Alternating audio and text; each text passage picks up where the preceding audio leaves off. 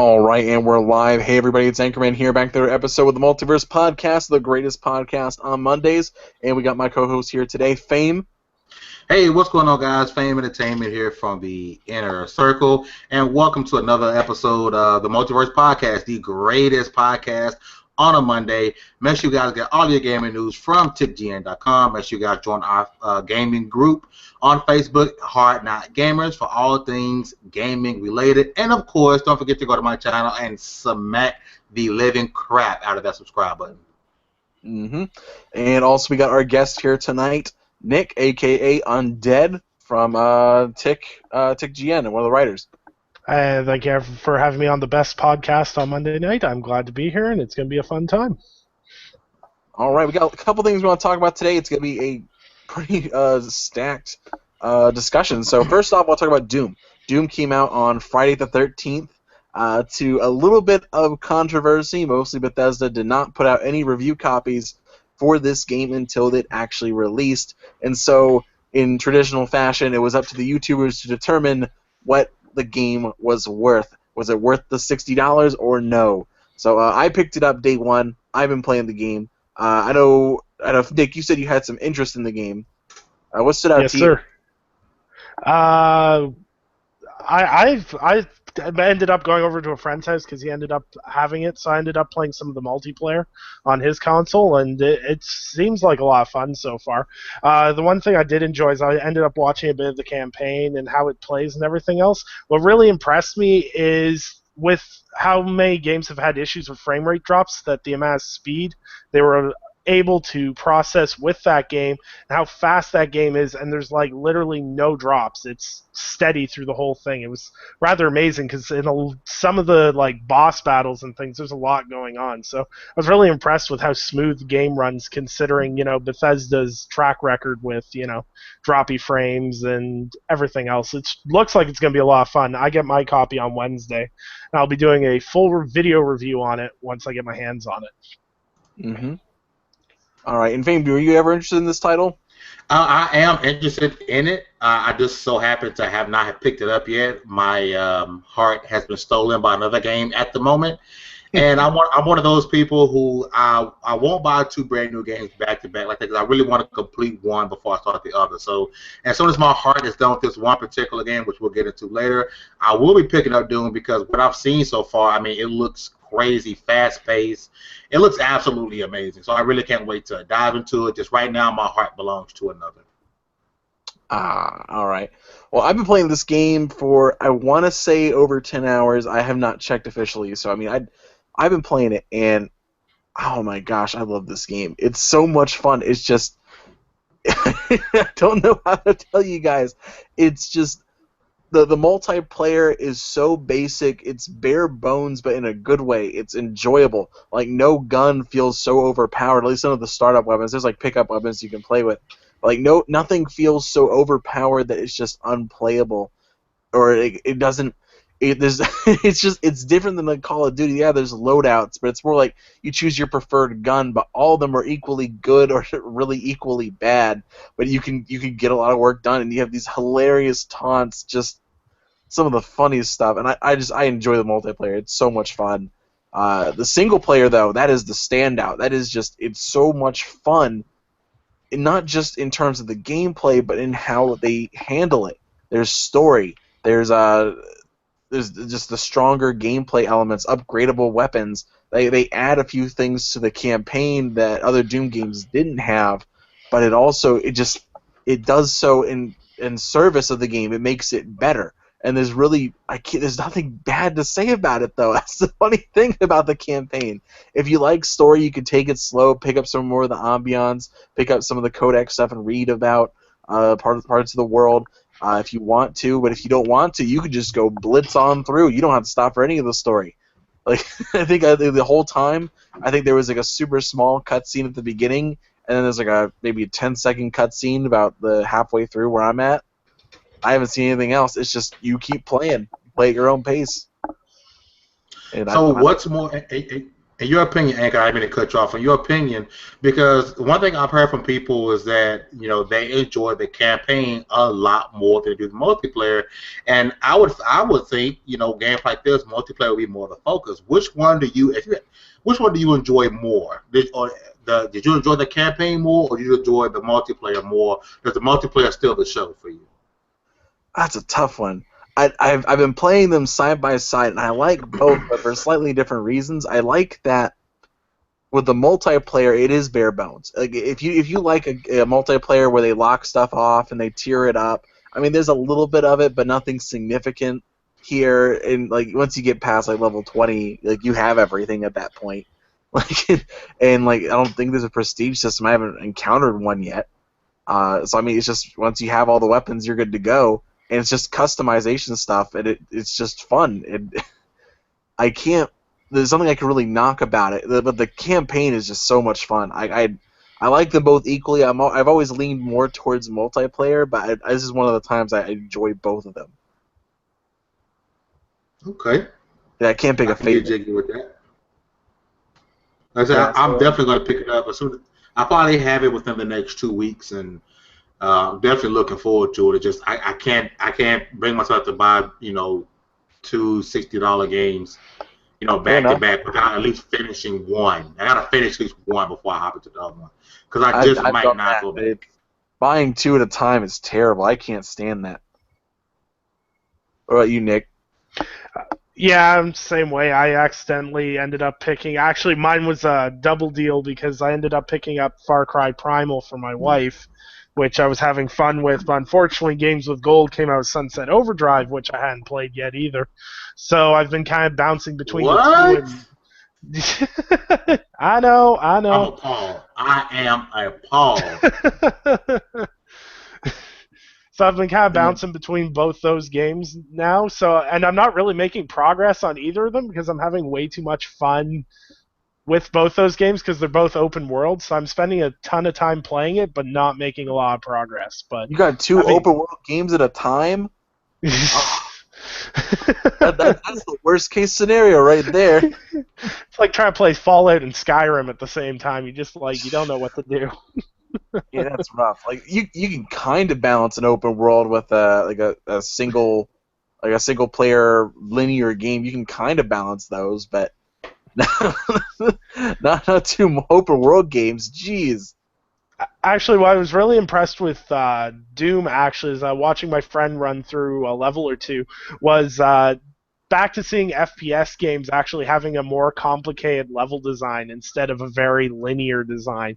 It was great to see, it's the Doom style, but actually seeing, level secrets coming back and, actually being able to miss stuff in an FPS campaign besides, the standard, Call of Duty little hidden laptops everywhere, but actually having meaningful stuff hidden and everything else. It was refreshing, and I think a lot of people are getting caught up in I hear the main complaint with the multiplayer. So oh, it's just super fast and it's really boring and repetitive. But at the same time, I grew up on Unreal Tournament, and to me, it just looks like a hyper version of that. So I know I'm going to love it, and I'm probably going to get way more hours than a lot of people will out of this game. Yeah, I mean that's a really good point there. I mean, you will miss stuff. Like there are upgrades. Like you're gonna miss upgrades if you try to blitz through the whole thing. And you just go to the objective to objective to objective. You're gonna miss upgrades. You're gonna miss parts, and you're not gonna be able to upgrade your arsenal all the way. It's like, dang, you're going to miss stuff. It's just guaranteed. You gotta take your time and explore everything. So that's for me. I've been enjoying the game. I'm looking forward to getting back on it right after this. Actually, I'll probably gonna play more single player. I gotta play through that. I'm about halfway through that, and I've been having a good time. See, I'm committed to when I pick it up on Wednesday. I am going to finish the single player before I hop into the multiplayer. Yeah, because Anchor, man, you're breaking the rules. Because if I hop into the multiplayer, I know myself. It'll be 3 weeks from now, and it'll be oh, I should probably finish that single player campaign. Man, Yeah, dude, once you start that single player campaign, oh my gosh, you can't stop. You You gotta, never go into the multiplayer until you done the single player. That's the rule of gaming, man. You breaking rules, Anchor. man. I can't help it. They're both so much fun. Literally, the only downside, and this is the one thing I'll harp on, is that for whatever reason, Bethesda games have one of the worst menu systems ever.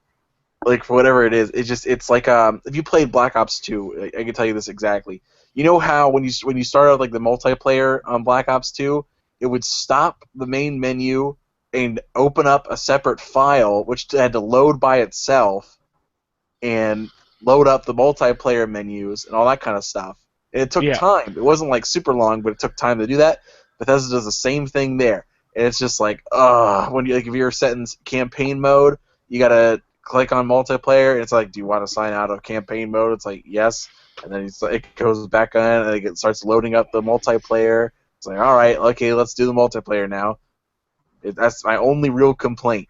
But the actual gameplay and the game itself, so good. I was gonna say, how are the loading times? Are the loading times not too bad? Because I know that's another notorious Bethesda thing is looking at character models for prolonged periods of time. No, it's not that long. Like when you're loading in the game for the first time, it's maybe like 30 seconds, a little over. But after that, like when you die or something like that, it's like maybe 10 seconds. Oh, that's not That's bad pretty at all quickly. then. Yeah, I mean it's not that bad. It's like the switching in between the menus takes a while. I mean a while. Like you're talking like a minute and a half to 2 minutes. Like I don't know why it's that long. It's not looking for a server or anything. It's just taking forever. Yeah, sometimes I think it's just trying to I don't know, load up the map or I don't understand load times sometimes. Like with open world games, I understand it to a lot more degree, but other games I sit there and I'm like, you shouldn't be taking this long to load, or you'll hear the game disc whirring super fast, and you're like, okay, is it okay? Okay, no, never mind. And the other thing, you're gonna figure it out too, is that sometimes it'll be finished loading, but in the spot, the top right hand corner where it was loading, it'll say press A to start, and you'll just not even notice it. It's like, oh yeah, okay, it was my bad. I forgot about that. But, Okay, that's good yeah, to know ahead of that's the time. big stuff, really. But yeah, so definitely go check out Doom. It is a blast. It plays just like Doom 1 and Doom 2. It plays like the classic games, and it's just enjoyable. I mean, I can't say anything else more about it. It's just so much fun. It's just classic shooting. It's just fun. It's built around fun. Anyway, we got another topic we want to get into today. So there was this hashtag that popped up Friday night, I want to say, and it was the top trending hashtag, and it was called Black Panther So Lit. And it stemmed from this news that Michael B. Jordan would be reportedly leaving the Fantastic Four franchise at Fox to go to the Marvel Cinematic Universe. And cast in the Black Panther movie. Nobody knows exactly what, but the rumor right now is that he's a villain in that movie. And first of all, like Fame, I know you just checked out the hashtag. What do you think about it? Dude, some of the stuff on here is absolutely, hilarious. The meme game is ridiculous. But I think it's cool, man. I really think it's awesome that people are finally giving Black Panther some attention. For those of you who, don't really pay attention to comics or really into, any of the, even the early X-Men stuff, because we all know about the relationship with him and Storm. It's really awesome to see him finally get some attention. I'm a bit weary that it's almost like the Deadpool attention, which is not saying that's bad, it's just he's going to be forgotten about, because since the Deadpool movie, you don't really hear about Deadpool anymore from people after they just so loved him so much. But I think the hashtag is cool, man. I'm glad he's getting attention. Especially, you guys know I'm African American, and we've been wanting, not really wanting, we've been having the superhero this entire time, but just he never really got the attention that he's getting now. And I think this is absolutely great to see. I think the hashtag is, I'm literally still scrolling through some of the stuff I'm seeing, and it's hilarious. I love it. Yeah, definitely seeing Nick, what do you think about it?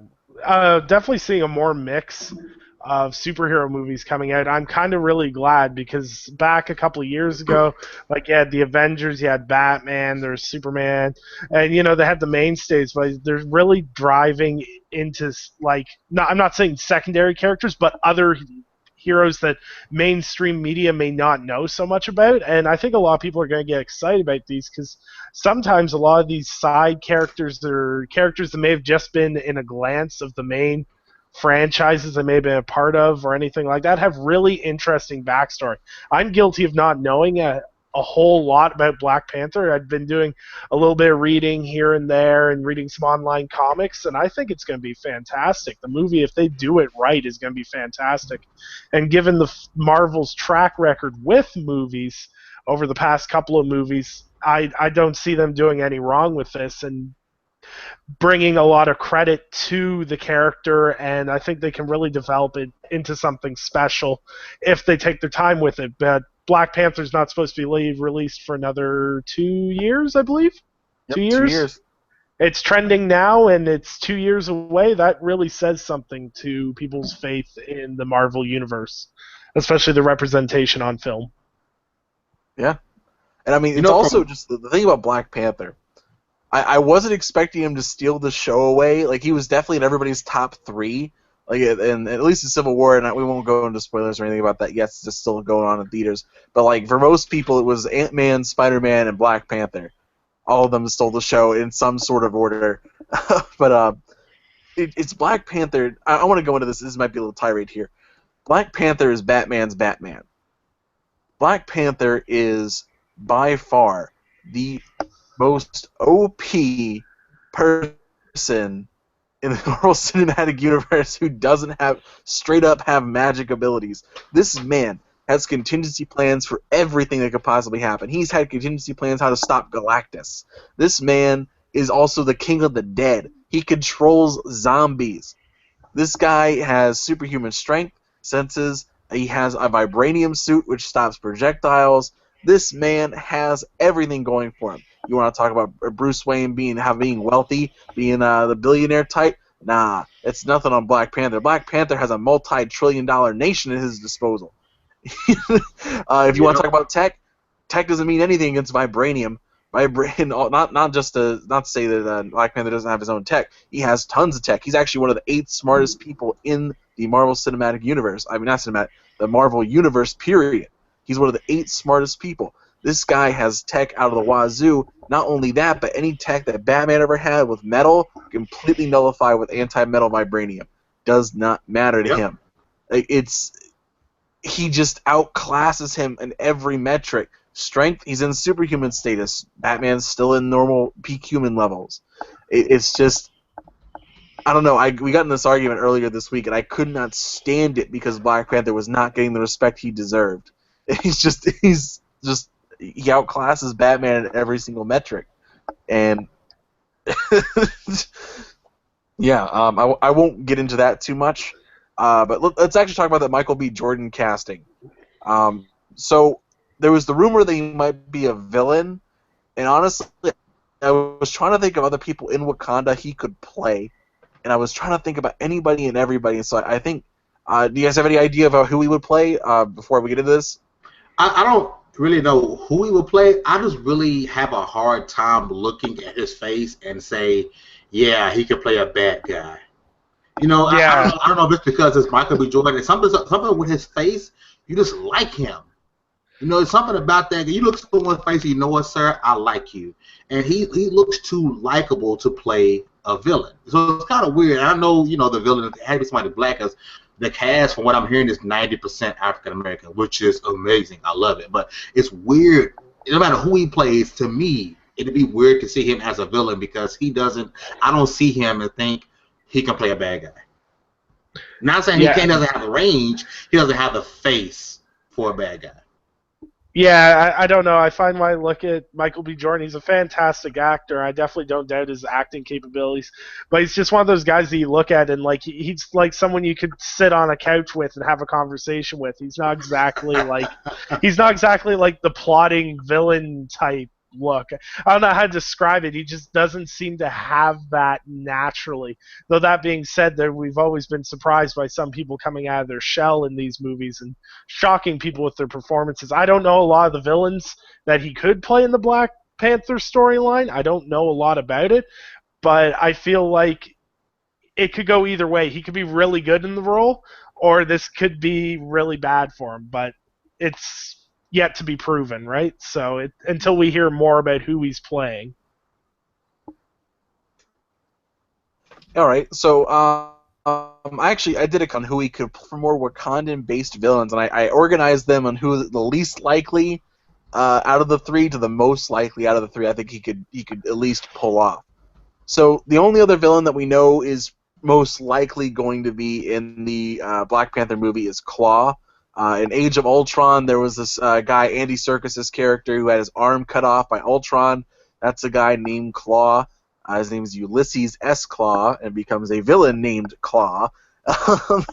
More vibranium related, is a big villain for Black Panther. So, I did a couple things first. Because it looks like if he was going to be a villain, if Michael B. Jordan was going to be a villain, he would be I guess maybe an accomplice villain, maybe not the main guy, but like definitely up there. So first off on the list, there's a guy named Ntomo. He's not necessarily a villain that Michael B. Jordan could play, because Michael B. Jordan is known for his role, at least now, in Creed, as a boxer, as a fighter. And Ntomo is actually the royal champion of Wakanda. He's the lead fighting guy for the nation of Wakanda. And I mean, it'd be a bit role. It'd be kind of a waste of Michael B. Jordan to be in that role. But I mean, it's possible on that one. So I got two other villains he could actually be. This is the least likely of the two. It's a character named Man-Ape.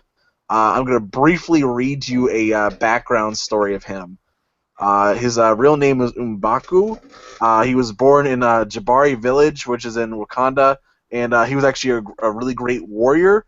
But he was actually the second only to T'Challa. So then they knew each other and they grew up. But what ended up happening is that with Wakanda, there are two different, I guess they call them cults, but not really cults. There's the Black Panther clan and the White Ape clan, the White Gorilla clan. And the Black Panther clan was the dominant group, and that's where T'Challa came from, and they're in control of Wakanda. And there's the White Gorilla cult, and they were kind of ousted entirely, and they banned the White Gorilla cult and worship of the White Gorilla gods. But M'Baku ended up... he has like a personal grudge against T'Challa, and he revived the White Gorilla cult and ended up finding a rare white gorilla, killing it, bathing in its blood, and actually ate the gorilla's flesh and got the mystical strength of the white ape. And I mean, and that's kind of what he did. I mean, he's kind of like a side villain, but I mean, like I said, I don't think that would be the big one that they would go for. Say it, Anchor. I think you said you're doing three, right? I think I know you're going for number three. I hope so. Say it. Yeah, the last one, as I think it's going to be Killmonger. I think this is interesting, and actually, this could work to Michael B. Jordan's favor. Killmonger, his real name is N'Jaka.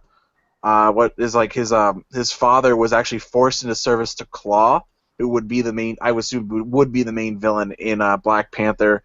When Claude left the country, N'Jaka's family was exiled by T'Challa, and he ended up living in Harlem, New York.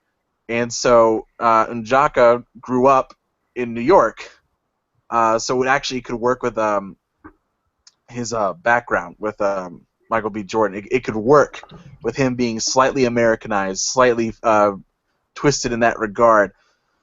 So N'Jaka actually changed his name to Eric Killmonger and dedicated his life to avenging his father's death. He believed that weakness in T'Chaka's part was a key factor in allowing his parents to be killed, and so he ended up being educated in the United States and gained a PhD in engineering and an MBA at MIT.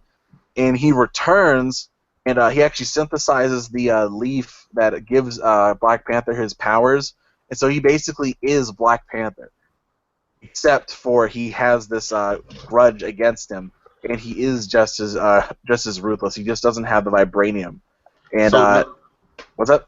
so no White Wolf, huh? No, what were you thinking? White Wolf. White Wolf. I don't remember that one. Let me check. He was supposed to be like the stepson, well, the adopted son of T'Challa's dad. Ooh. So I'm saying it will kind of go with the whole Loki and Thor thing, how he has the brothers at arms, the brother who was adopted and becomes jealous. That's why I was thinking going, because like I said, I could see him as a spiteful person, not as a full blown villain. So I could see the whole White Wolf thing. Just my like I was literally looking up a bunch of villains. I was going through and I was like, okay, that would work perfectly with this. If you guys don't notice, look up White Wolf. I'm looking up right now, and that could work. That could work too. I'm looking right at it. They actually have a side-by-side with him from the comic and Michael B. Jordan. Yeah, that's a White Wolf. I want to say his spoilers. I guess I said it earlier. I'm sorry, guys. Spoiler alert. When Black Panther's father he adopts a kid, and he's supposed to grow up and eventually have this this jealousy for T'Challa. So yeah, definitely. I think I could see him as on a spiteful. Not really necessarily. I guess White Wolf is a bad guy, but he I could see him always being as liked as Loki was liked. If you go with the whole comparison with Loki and Thor. You got the little brother, or that was adopted, and has a jealousy, a hatred for the bigger brother, who's clearly more powerful. I could see that for him because he like I said, Michael B. Jordan's face isn't a face you can hate. Like I cannot stand this guy. I can't wait for but a spiteful role would be great for him, in my opinion. Yeah, that could work. The same thing with Killmonger. Killmonger has kind of the same motivation, but on a different tier. Where Killmonger is more like it could be an interesting parallel to stuff that happens in Civil War, which we won't get into. But I like that there's at least a couple options there. It could work. Yeah, I was gonna say, they've got options, which is awesome because no one knows where this is going. Very little is actually confirmed, so speculations are looking promising, though. That's the nice thing. Yeah. This will be interesting. And with White Wolf, they wouldn't have to kill him off, really. Like, it wouldn't just be a one-off thing. It could be a long-term. It could be a long, drawn-out thing. And that could be enjoyable to watch. Yes, it would be. It'd be a way to keep him back. I don't want them to just use him in one movie and get rid of him. That's why White Wolf would work, because that's a character you probably wouldn't kill off because, I think, Black Panther would have a love. He isn't, blood. They grew up together, so that's his brother. So you can see them keeping him around. Yeah. I didn't even know White Wolf existed. I had seen him before, but I thought he was White Tiger because they have the same face mask. Mm-hmm. It just threw me off entirely. And I'm looking at some more things about White Wolf, and a lot of them I keep saying the same thing, especially with the possibility that the role extends through multiple films, which makes sense. You got Michael B. Jordan. I don't think he'd be a one-and-done character. Make him extend through more films. Yeah. Well, yeah, especially with him leaving Fox there and switching over, you would think he'd do that for more than just one film, right? Exactly. Yeah, Logic and that's would what we're dictate. hoping, that he'll end up leaving, just say, screw you, Fox. And it would be great because it would be hilarious to see at the same time. And it's like, oh, look, we have two Human Torches abandoning Fox. Yes. For great roles. Oh, man. Yes, indeed. All right, so we got another topic we want to get in today. There's also a rumor. I guess it's a rumor. It more stems from this. There's a idea, really, that Margot Robbie, she's known for being the wife in The Wolf of Wall Street, and Harley Quinn in the upcoming Suicide Squad, has a supposedly solo movie booked with Warner Brothers. And the rumor, I don't think it's been confirmed exactly, but it's that it's a Harley Quinn solo movie. And what do you guys think about that? Do you think she could carry her own movie? Do you think No. this Harley Quinn movie? No. The only way it'll work, I'm in the culture. The only way it will work is if they put a really heavy emphasis on her relationship with the Joker. The only way. She doesn't have the star power. Yeah, she's cute. And yes, right now she is a fad. Yes, people. Harley Quinn is a fad. Because people She's a 20-year fad. I mean, don't get me wrong. I mean, before Suicide Squad, who was really posting pictures talking about Harley Quinn? Nobody. Absolutely nobody. Suicide Squad gets announced, everyone talks about Harley Quinn. She couldn't stand alone by herself unless they put a heavy emphasis on her relationship with the Joker, whoever that Joker may be. It would be, what's his name? Jared Leto. Yeah. Leto, yeah, but that's the only way that movie would even interest me is if they somehow focus on that relationship. I mean, it'd be interesting in the Suicide Squad what their relationship is. It'd be very interesting to see, if they really come together at the end and be a couple or whatever. So if that's the case, then I can see, her having a movie. But without the Joker, it would flop in a heartbeat. Sorry, honesty. Yeah, her relationship is. Her relationship with Joker is the big thing, though. I mean, that's what pulls them apart. Yeah, I was gonna say I really can't Suicide Squad's not out yet, so I can't really you can only base it off of trailers. I don't doubt her acting ability is going to be good, but I also don't think the character has enough depth for a solo movie. I don't really know the backstory for Harley Quinn, but I can't imagine it would be as engrossing as some other characters they could have done backstories for. Yeah. I just don't see it having its own legs to stand on unless, Fame said, is, Harley and Joker somehow come together at the end of Suicide Squad and then they get their own film together. That's the only way I see it working. Yeah, I mean, I don't know. Every vibe I'm getting from Suicide Squad, because the Joker's a big role in that, I don't know. I just don't see her having this super huge movie to back her up entirely. I don't see it. Now, Anchorman, take this with a grain of salt because I'm reading on a website. If you guys will check it out, it's Hollywood Reporter. I think I'm going to link it for you guys, and they're reporting that it's not necessarily a Harley Quinn solo movie, more of a DC female superhero and villain movie, which we may see Batgirl and Birds of Prey. I was saying like a Birds of Prey movie. So I'm going to link you guys this, and like I said, from what they're saying, it may not be a Harley Quinn solo movie, more of a DC female movie. Okay. So I just think that to you guys. That could definitely work. And they reported this about 7 hours ago. Yeah, I mean, at this point, they're trying to, DC, Warner Brothers, they're trying to find anything that isn't already taken. Because with the Black Panther movie, it's going to be the first black superhero having their own movie. I can't think of any other ones. No? Sorry, Blade, my bad. I should have said that, Blade. But then Marvel still beat him there anyway. I mean, DC's trying to find anything right now to do, and I mean, you got Wonder Woman coming out, and you can maybe do the first female team movie.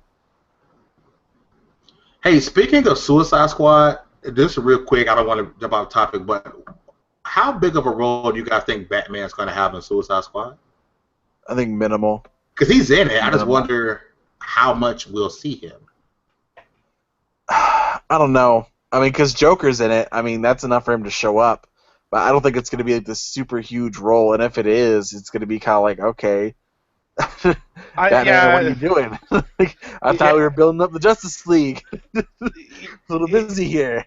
Yeah, I don't even understand how Suicide Squad's gonna work. I want to like the movie, but there's so many characters with so many different plot points that they could follow. It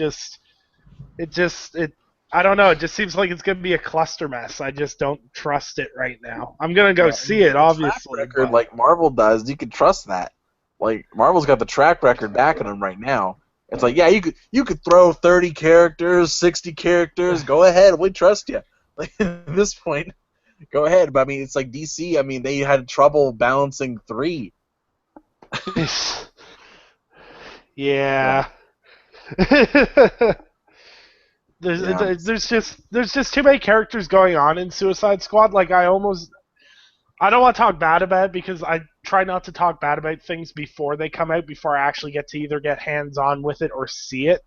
But I feel with like Suicide Squad, they just crammed as much star power into it as they could. It feels kind of forced almost. Like I'm still trying to figure out how involved is the Joker going to be. I was reading a really good article a couple days ago, and they're like, how big is the Joker's role going to be in this movie? Because in some of the trailers, he's featured a lot more, and then in other trailers, he's kind of like an afterthought. And then, as you know, I heard bringing it's up like Batman a major too. pivotal thing. Like they're going after Joker. Okay. That's what I heard, but I don't know. I mean, Wait, either way, they are I'm going looking after forward to the Joker? movie. I want to see it. I like Suicide Squad. Anchor, repeat that one more time. You said you're hearing that the movie is based off the Suicide Squad going after the Joker. That's what I heard. I don't know if it's legit or not. I mean, it's something like it's going after a Joker plot point, either going after him or something he has direct control over, and that's why Harley Quinn's even considered, because like the idea is that she's insane and she's not. She would be more of a liability than an asset, but she knows Joker that well, and that's why they're even considering her. Because everybody else in that lineup's either like a brutal killer who doesn't care or a trained professional. True. So, I don't know. I'll wait. I'll wait and see, but I don't know. I'm on the fence with it. Still kind of burned about Batman versus Superman still. So. I like the movie. Oh, People, I like the movie, but I just some things I didn't agree with. I'll leave it at that. yeah. All right. So we got one more topic I want to cover tonight as we kind of wrap up the show, just for you guys. So, how do we start this? we say greatness awaits. Tuesday, almost a week ago, Uncharted 4 came out. Perfect time. Everyone was so excited for it, and it's gotten a lot of great reviews. It had a lot of great reviews coming out, 10 out of 10s. Now, the thing is with me, I'm immediately skeptical when you start throwing 10 out of 10s. I'm like, I gotta see this for myself. A lot of claims were made, a lot of things were said. I think a lot of it was overhyped, but we won't get into that necessarily.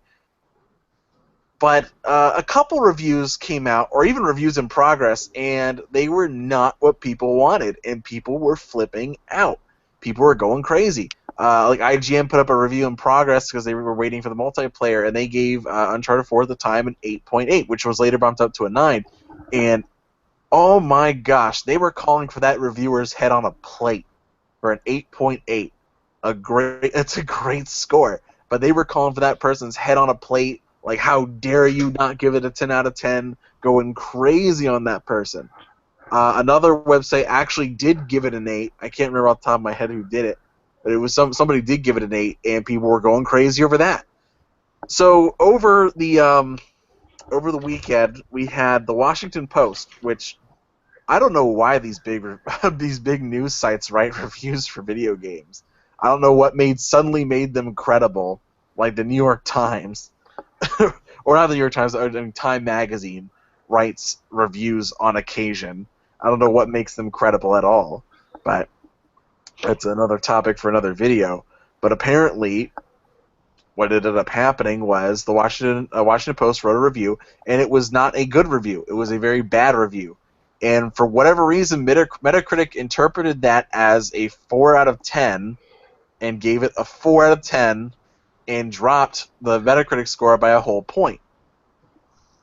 And it dropped from a 94 to a 93, and things went ballistic. People were flipping out. Like, I mean, they were petitions to get people to pull the review. People were sending death threats to the man for writing his review. And I mean, I heard the excuse that it was a parody, and it didn't sound funny at all. Like, if it was a parody, like a parody review or satire, I didn't see it, and I didn't pick up on it. Did you guys see it? Yes, sir. I actually read the review, and it wasn't done in satire. The guy did not like. You could clearly tell the guy probably played the previous Uncharted games, did not enjoy them, and then wrote a review about it.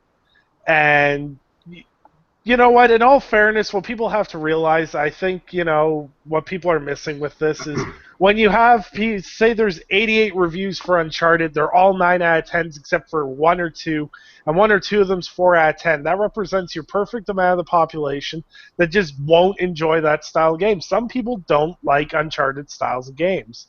And sometimes those people are reviewers, and it's just how the cookie crumbles with that. You need to move on from it. If you've got a game that's got a 93 Metacritic score, be happy with that. The producers should be happy with that. But when you've got even, I think it was Troy Baker was even retweeting that petition to get the review pulled, it's just ridiculous. It just makes it petty, and it makes gamers look petty, which I'm really starting to believe more and more. The more I see it, the more I believe it now, unfortunately. People care more about review scores so they can brag to the opposite community. They care more about their score than they do the game. I am not finished with Uncharted 4 yet. I wish I was playing it. I could play it tonight, but I gotta be up so early. I am having a blast. I haven't touched the multiplayer yet, and I am loving the story. It is a great game. I think the fact that people are getting all butthurt because this may have dropped at one point is absolutely ridiculous. You got petitions and crying left, right. It's absolutely ridiculous. Even if it was satire, it doesn't matter. People just they don't want to say anything negative said about their favorite game and their favorite platform because they might have something said to them in a Facebook group or on Twitter.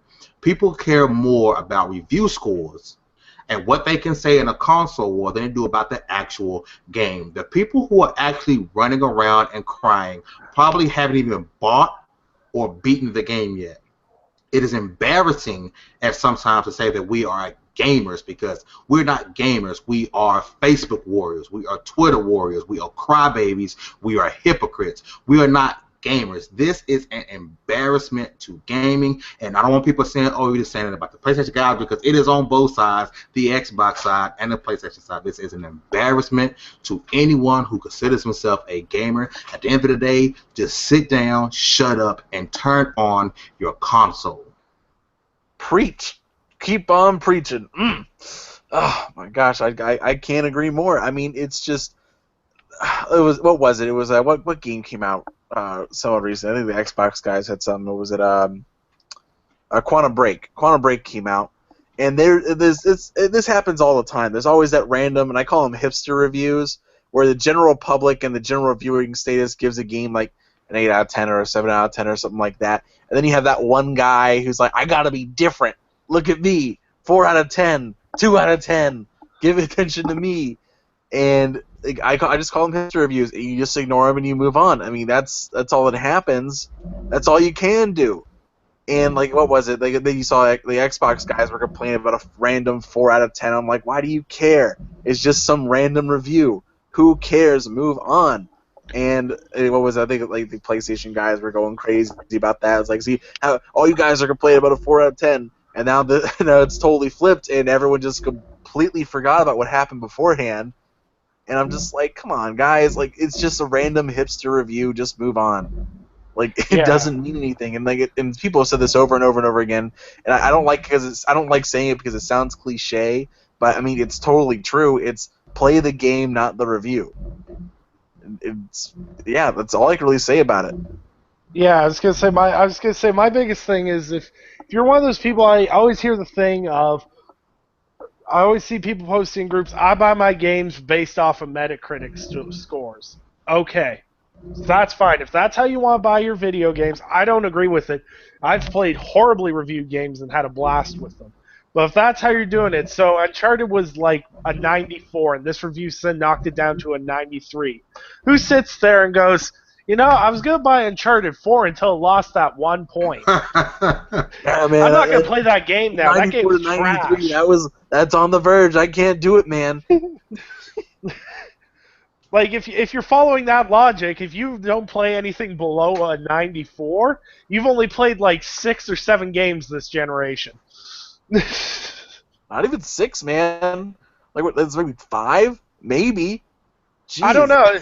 See, I'm unknowledgeable about Metacritic scores because I'm one of those weird people. I go out, I spend the money on games I'm interested in, I buy them, I play them, I either enjoy them or I don't. Yep. I don't know, man. And the funny thing is, like, I can't get down with that. I made a parody change.org petition because the cool thing now is you got to go make a change.org petition. Anytime you see something you don't like, you got to go to change.org, which has no power whatsoever, and just people can sign a petition so they feel like they're validated somehow. I made a joke petition saying remove all negative scores from Metacritic. don't do it. Oh, that was hilarious. I saw that. That was hilarious.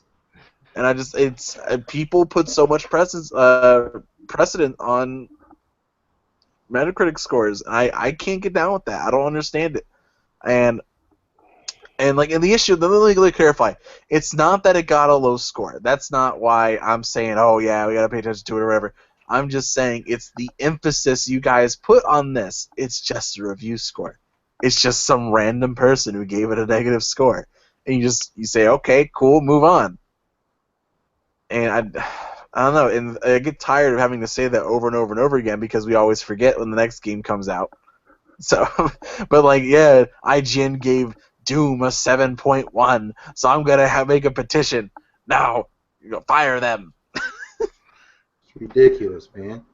See, that's the thing is, like, looking at reviews, like, I can honestly say when you posted that one screen clip of the Doom review getting a 7.1, that is the first time in almost 2 years I've looked at an IGN review.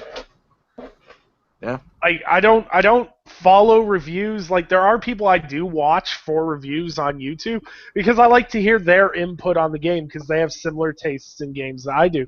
But I'll still buy the game for myself and then make the decision on that. Like, the only thing I ever care about in a game is whether it's broken right off the bat or if it even functions. If it functions and nothing's broken on it, I will play it if I'm interested in it. That's the key thing. But people are making way too much a big stink about Metacritic scores, sales, and everything else. Like, there's going to be a huge blow up because if Uncharted doesn't sell, which it will, if it doesn't sell as well as the last ones, you're going to have all the Xbox fans that are going to be saying it's a failure. And if it sells more than the previous ones, you're going to have all the PlayStation fans saying it's the best game that's ever been manufactured of all time, because that's all I've been hearing on Twitter, is it's the best game to come out in the past 30 years. It's the most revolutionary game ever.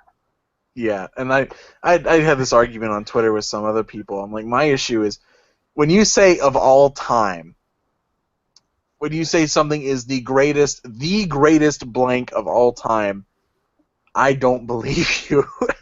I'm sorry, but it's the use of the. It's because you're not saying it's my favorite game of all time or my personal opinion of the best graphics of all time. You're saying these are the best graphics of all time.